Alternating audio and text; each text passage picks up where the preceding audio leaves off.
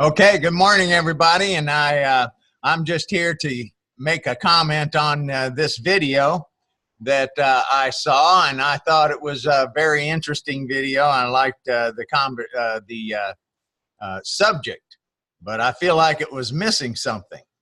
That video is, let me see where, if I can share that with you to show you what video it was. And it's this one here. This is Richard Wolff being interviewed by Jordan Chariton. Capitalism's a con job, MMT, and booming economy, and on his status quo program. And Richard asked an important question in here, I thought, and that was, how do we fundamentally change the economic system so it does not produce the kind of destructive inequality that we can see all around us? And we can see it all around us, right? And inequality is what right-wing movements emerge from. And of course, then we have our left responses, which are somewhat anemic, I think, unfortunately. And I want to talk about that, because the reason why Richard Wolff is missing an important element in here that doesn't explain things clearly, and I want to get to that. And I've got a little slideshow I think I'll share with you to in order to talk about that, if you don't mind. And here it is, Green Man here. And the problem with the modern economy, as Kenneth Galbraith said, was a failure of knowledge. Not a failure of knowledge of economics, it's a failure of the knowledge of history, right? We don't know how we got here. If you don't know history, you don't know how we got here. You don't know how this mess happened. And he points out that the study of money above all other fields of economics is one in which complexity is used to disguise truth or evade truth, not to reveal it. Well, that's economist, right? When you hear economists talking, this is because they study wealth while ignoring power. And political science is the study of power while ignoring wealth. So that was a split in the political economy. This happened in the late 19th century, where the study used to be political economy, which is the relationship between wealth and power, right? Well, that's what Richard and Jordan are talking about a little bit, is the political economy. But what they're missing is the money. They're missing the monetary overlay, which is what's important for understanding what's going on.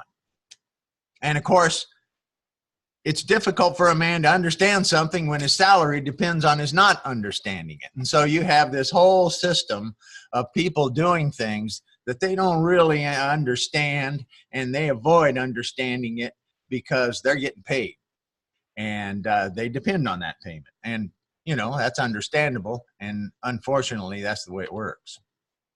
Why is money the third rail for an economist's career? You know, no school teaches about money. No school teaches monetary theory or any of that business. You know, it's just not there in school. We don't learn about money anywhere in the whole school system, all the way up to the top. And that's because it's the third rail. It's where the power is, and power doesn't want you to talk about that. Now, we can say conspiracy theory and all this kind of stuff. That's what we get called conspiracy theory when we talk about history, because history is full of conspiracy, for sure. But what I'm not talking about a conspiracy. I'm talking about the system. I'm talking about the mathematics of the system that we have that concentrates wealth systematically. And so that's what we want to change. So let's go back and talk about this, because it was recognized in ancient Greece 10 centuries before Christ that the most vital prerogative of democratic government was to issue the money.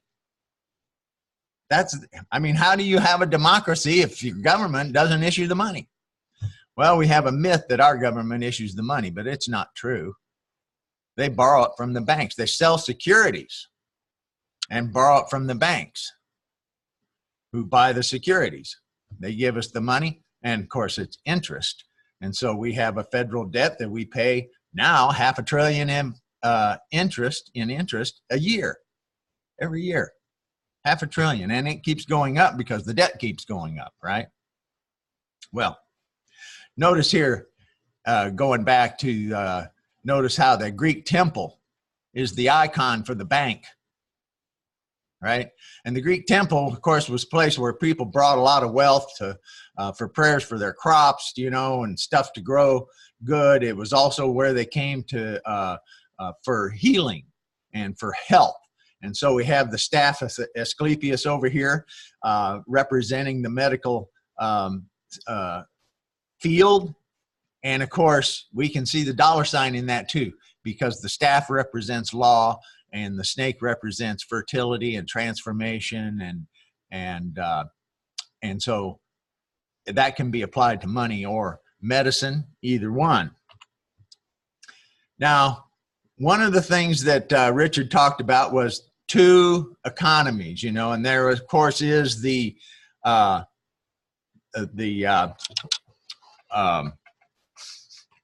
economy that the wealthy play in, right? That's the what we call the sorry.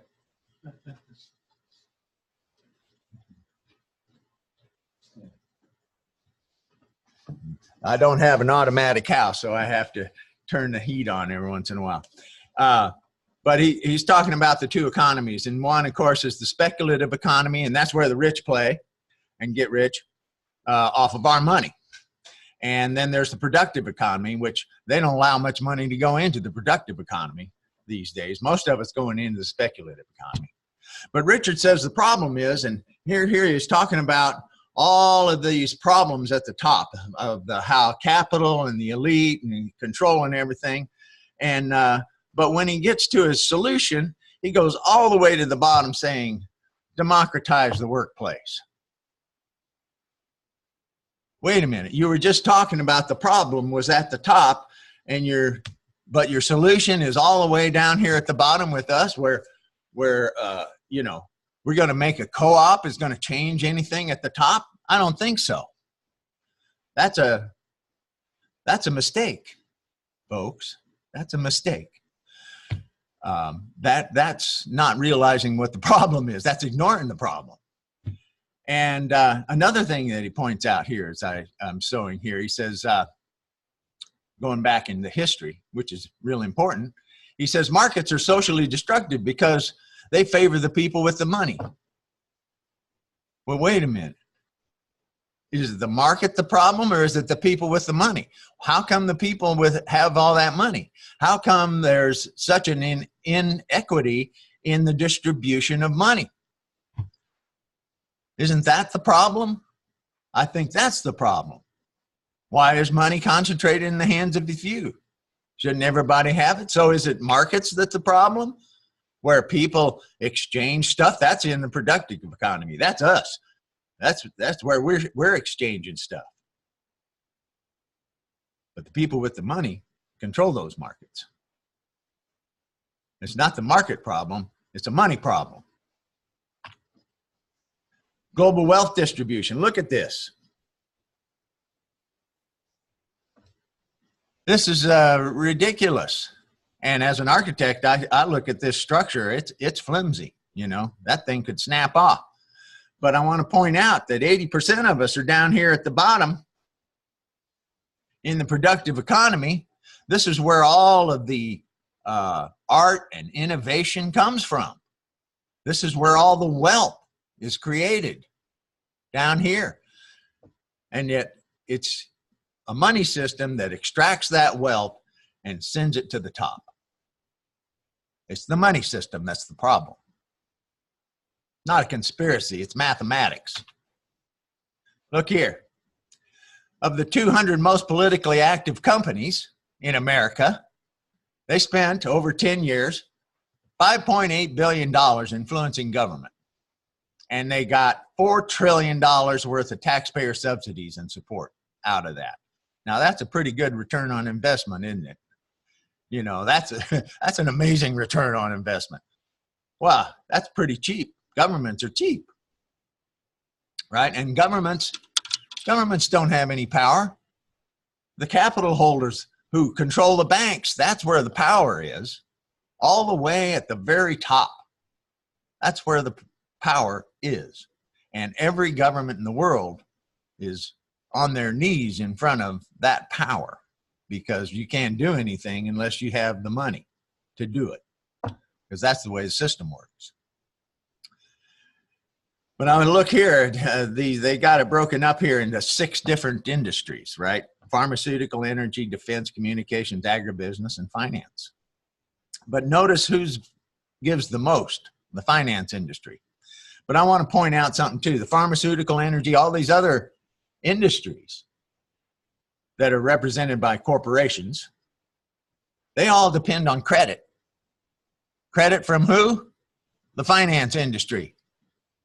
That's where they get their credit to run their operations, which are wealth extracting operations, sending the wealth again to the top, to the finance sector. That's what's going on. Think about it. Study it. There's a great movie called Cradle Will Rock. And it's about the movement in the 30s of the public theater movement. But there's a scene in there where J.P. Morgan and some other guys are all having a big party. Well, maybe it wasn't Morgan. I think he died. But anyway, Warburg, all the big banker guys, you know, and they're having this big party. Rockefeller was there. And they're toasting, they're clinking, you know, champagne glasses and just laughing and said, "We've got the best system in the world. We get paid to be rich." And that is so true. They get paid to be rich because it's a system. They don't have to do anything. It systematically transfers wealth to the top. And they use that wealth to influence government to do things that benefit themselves and benefit their corporations and give them even more wealth and more extraction of wealth from us. The roots of the problem is not government, it's the banks. As the Monopoly game showed us, you know, human behavior is affected by wealth. And the wealthier you are, the selfisher you are, you know. It's a political myth that it's left and right, you know. We're divided left and right. Well, we're both at the bottom. The left and right are both at the bottom. It's a divide and conquer strategy that the bankers have been using for a long time. This is a cartoon from 1912 talking about the election of 1912, showing the big bankers and then the you know, the commercial bankers here on one side and the investment bankers on the other side, all the big banks, big money, and they control the political parties, and they control who wins those political parties. Well, guess what? They also control who wins the wars, you know, because they fund both sides, right? They've been doing that since the 1600s, funding both sides, maybe even before that, you know. So, you know, it's a system that we got to change, because if you change that system, they don't have that power anymore. That's important. So it's not left, right, it's top, bottom. It's the many of us, left and right, who are on the bottom, and the few who don't give it, who divide us, that are at the top, and they have the money to do it, and they have the money to not only control governments, but they can create organizations. They own the media. They can create elections that make us believe that we've elected damn fools. Yeah. And we got the myth about money, that our money is created and issued by our government, and that banks lend out existing money. That's not true. That doesn't happen. That's not the way it works. The way it works is private banks create money when they make loans to people. And that's to people, businesses, or governments. It doesn't matter. When they create a loan, they have a balance sheet, right? And they put liability on one side and they put an asset on the other, unlike any other business in the world. Banks do that. They create money. So at the end of the day, when they've made all these loans, they're not out of money. They got more. They got more assets. They got more money. Whereas an investment bank or some other financial entity or other business, if they lend out something, they have less of it, right? They lent it out. But the banks, it's a whole nother ball game. And it's a system that we've got to stop and change because it's destroying the world, you know. And the government borrows money to cover the deficit that taxes don't cover, right? And so we're in debt to the banks, and we pay $500 billion in interest every year on that debt. And that debt keeps going up, and the interest payments keep going up. And where do the interest payments go? They go to the bondholders. They go to the big guys, the international bankers who control the system. Now, it's a system. So they're just beneficiaries of the system. They inherited the system. They didn't create it, right? So we can change it. You know, and they should be convinced that they could change it, that they should change it because it's destroying the world. And they should be able to see that by now, you know, and if things get worse, you know, but again, you know, it's that place where, well, you get paid for something, you don't tend to want to see it. You know, if you're getting paid to ignore something, or if you're benefiting so greatly from something, you don't want to see what it is that you're, the damage that you're causing. And of course, what it is usury. It's usury. Usury, as Dante said, was an extraordinary form of violence in which you do the most damage with the least amount of effort. That's what usury is. Okay? It's the abuse of monetary authority for personal gain. Look here, Bob Dylan knows. Well, it's not Bob Dylan. This is Benjamin Disraeli. He was elected Prime Minister of England in 1844. He's sad. You know why? He's sad because he discovered that when he was elected, he don't have any power. He didn't have any power. He says, the world is governed by very different personages from what is imagined by those who are not behind the scenes. Yeah, he discovered that, oh, he got a phone call, right? Oh, man. Well, he's not the only one here. Yanis Varoufakis, he was elected by the Greece, you know, the people of Greece elected him as the finance minister, and he had a meeting with the Eurogroup. Now, these are the big banks that control the European Central Bank.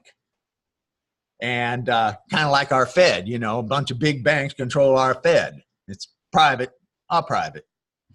And, you know, they got a public name, but it's a private system.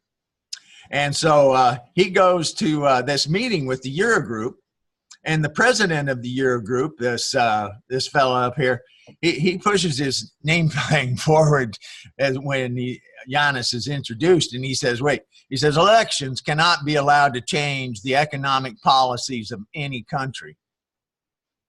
Well, Yanis was stunned, of course, because that's what he intended to do. They were elected. It's time to change the economic policy because it's a disaster. But he's not allowed. He's not allowed to change the economic policy. Same way here. But we got to do it. And that's going to take us electing an ethical government. Because revolution, you know, Salvador Allende discovered, just like our colonists discovered, you can win the revolution militarily, but if you don't win it monetarily, you have not won the power. And so he said, we've won the revolution, but we have not won the power. Yeah, where's the power? The power is in the money system. So capitalism, is capitalism a private ownership of the means of production? Is it these guys that are, you know, is a guy that's got a truck full of tools and does plumbing for a living? Is he a capitalist because he owns his means of production? I don't think so. And is democracy majority rule? Is it voting that gives us democracy? Is it empowering the people? I don't think so. Capitalism is the private control of money. That's what it is. The capitalists, they started out in Genoa, then they went to Antwerp, then they went to Amsterdam, London. Now they're in New York. They're going to be going to China soon. It's the private control of money. And what's democracy? Democracy is the public control of money, but we don't have that. We haven't had that. That's very rarely happened. It happened in ancient Greece for 350 years, created prosperity. It happened in the Republic of Rome because they copied their money system for a time. Then Julius Caesar changed it to gold, and down they went. Yeah. So it's the money system. And that system is issuing money as debt, as interest-bearing debt. And so we have this web of debt controlled by 18 big international banks who control governments, corporations. Well, how many? About 2,300 corporations, right? 7 billion people. About 146 governments around the world. And it was 20 big banks, right? But we just lost a couple because it keeps concentrating the wealth to the center. And so it's going to get fewer and fewer big banks in control until there's one big bank, if it ever goes that far. Of course, the planet will probably implode before then, you know, and wipe human life off the face of the earth by then, because, you know, unless we turn it around, we're getting feedbacks pretty bad right now. You know, the tundra's melting, and when it starts belching the methane, and we're going to see some serious climatic impacts. And so, you know, so we have this debt monster, right? We got to change that.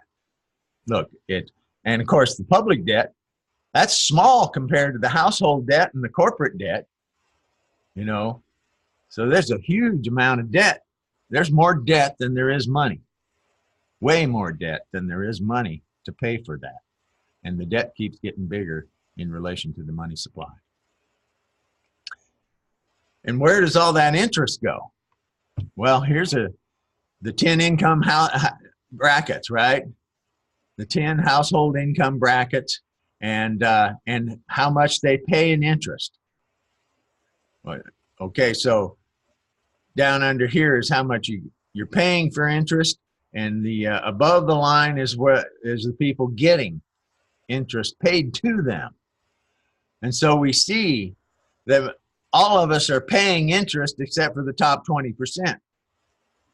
And the top 10% is getting most of that interest. And that is the system. That's the mathematics of the system, and that's how wealth is concentrated systematically. Here we are. More debt than money. More debt than money. That's insane. Why should we? Now they're talking about jubilees. Yeah, the Mesopotamian kings came up with that idea. Yeah, because their economy stopped because everybody was in such debt they couldn't do anything. They didn't have any money to plant the crops, to buy the seed, to plant the crops. They couldn't do anything. They were losing their crops. They were selling their children. They were trying to get money. So they had a jubilee and forgave the debt. Why? So that they could keep issuing money as debt, so that they could continue their system that concentrated wealth into the pockets of the elite. Who does the government owe money to? Well, you have your international investors over here. Your big international banks is who that is, mostly, right? Or the big capital holders that actually own those banks, that are above those banks, that those banks serve as their biggest depositors. And then you have your domestic private investors, right? Well, we have our Fed banks and everybody, right? And then we have the Federal Reserve. Well, it's private too, so that you might as well put that together. There, right. And the other over there, well, that's mutual funds and all that kind of stuff, that 12%. And then we have our state and local governments. They own a piece of our public debt. They don't have much power over it, obviously. So here we are, 18 banks controlling, oh, it's 196 nations, 2,300 corporations, approximately, right? 7 billion people. It's a system that creates inequality, concentrates wealth, promotes, in fact, it has to grow constantly or it crashes. Because when it stops growing, it crashes. And that happens every time. And it's happened hundreds of times just since 1970. Somewhere in the world, that system has crashed because payments exceeded loans being made. And boom, it goes down. Now, the bankers can do that on purpose, like they did at the Great Depression. They blow up a big bubble. Oh, it happened again in 2008, didn't it? Big bubble. And then you stop loaning. Stop loaning money. That's all they have to do is just stop. Stop loaning money. System crashes, and then what happens? All the wealth that was there for collateral gets transferred to them. It gets transferred to them. It's foreclosed upon, right? So millions of homes, millions of business. Well, it was about 400 banks this last time. In the Great Depression, it was 4,000 banks, millions of farms, a massive transfer of wealth. It was investigated, it was proven, but the government had no power to do anything about it because we haven't empowered our government. You know, we don't have to let those banks do that to us. Do we? Well, there's something happening. There's a movement happening around the world. There's people talking about monetary reform, like the Chicago Plan in the 1933, when all this came down. The economists figured out that, oh, of course, the banks control the money. We got to have governments issuing the money. And so the Chicago Plan said just that: ban the banks from creating money, allow the government to create the money to spend on public purpose and fix things and take care of business, put money into the productive economy. Not the speculative economy. That doesn't do us any good. That doesn't create anything. And so we have this international movement now. Countries, there's 30 countries now with monetary movements in them, organizations who are promoting monetary reform, trying to educate people about monetary reform. In the US, we have a couple of organizations doing that. We have the American Monetary Institute, and we have the Alliance for Just Money, which is just recently formed. But then we have MMT. Well, what's MMT? Well, it's a banker-funded operation to confuse the issue and to get people to misunderstand the money system and do deficit spending. They say, oh, don't worry about the bankers making lots of money off of our deficit spending. We can just do that because it's good for the economy, right? To spend money into the productive economy. And certainly that's true. But if you're going in debt to do that, that's not a good thing. It's not a good thing. Okay? Here we are.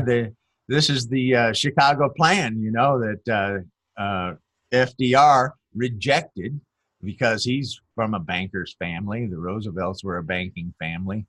And so, you know, the bankers had a lot of sway with him, as they do all our executives and most all of our Congress as well.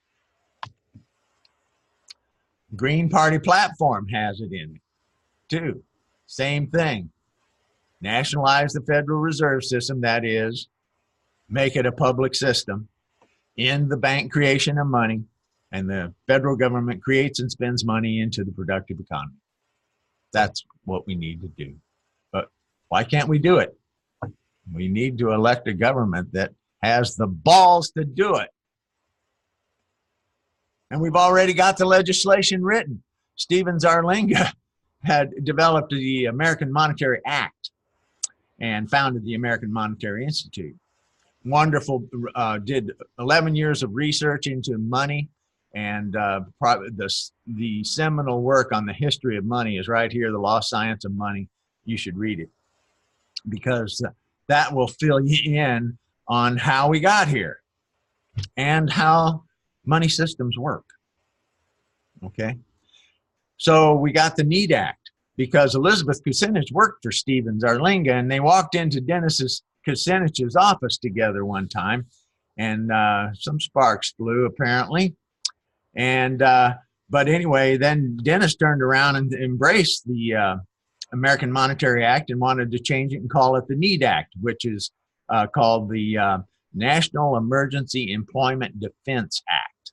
It could be the National Employment or a National Environmental Defense Act, also Emergency Environmental Defense Act, because it would do the same thing basically, because it puts the power of money creation in government for public purpose, so that we could seriously address all the issues that we have, climate change. It would also eliminate the inequity that right-wing movements emerge from.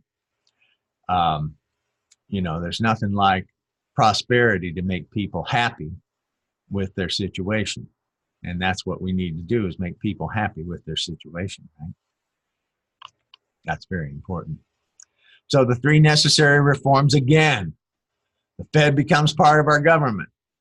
What many people mistakenly think it is now. Bank creation of money is ended. Banks only loan money that already exists, exactly what most people mistakenly think happens now. So we're really just wanting to make the myth a reality, right? And the federal government can spend and fix things, but people think it's doing that now. It's not doing that. That's why things are not getting fixed. Okay? And we have to do all three reforms at once, too.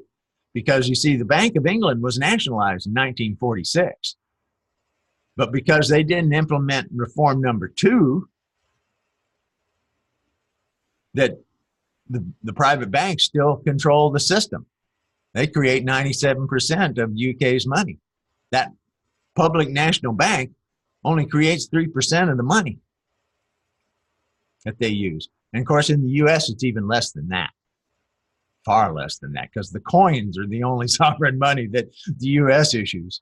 You know, the paper money, yeah, the US Mint, or the US Department of Engraving, they print the bills, but they sell them to the banks at production cost, which is about a nickel a piece of paper. And, you know, whether it's $1 or $100, it's a nickel. And they get the seigniorage on that, which is the profit from that money when they issue it, cashing checks and whatnot, right? Well, Jackson and Van Buren revoked the they stopped banks from issuing and creating money. But because they didn't start issuing public money, they created a big depression. The Depression of 1837 lasted 10 years. It was a bad depression. They thought gold was going to be the money. That's the mistake people imagine about gold.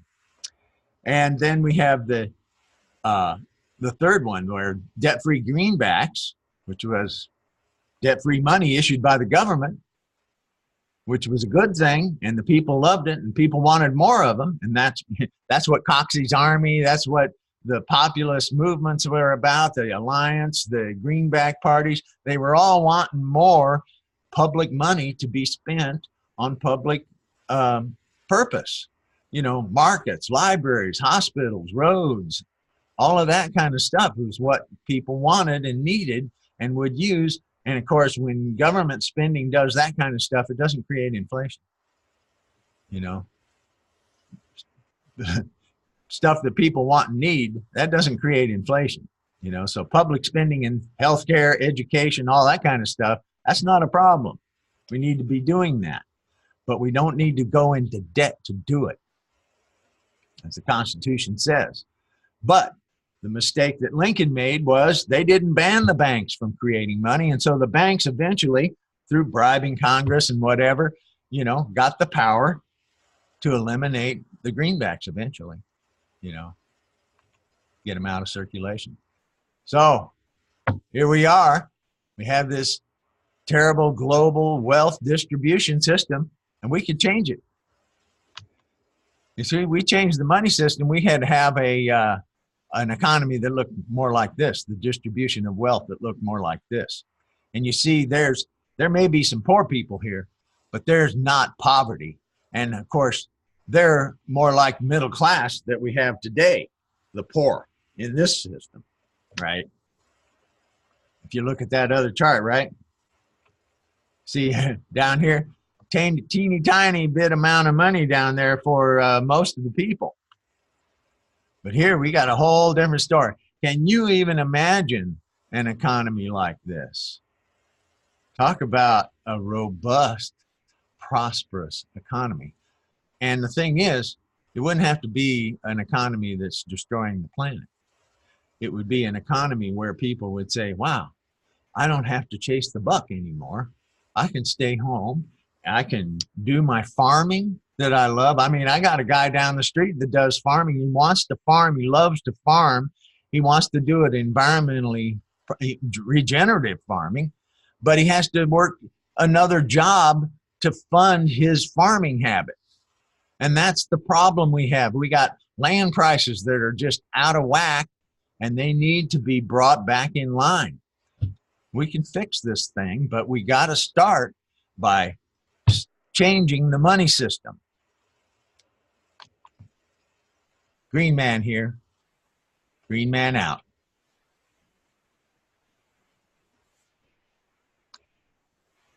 I hope this monetary overlay made some sense to y'all.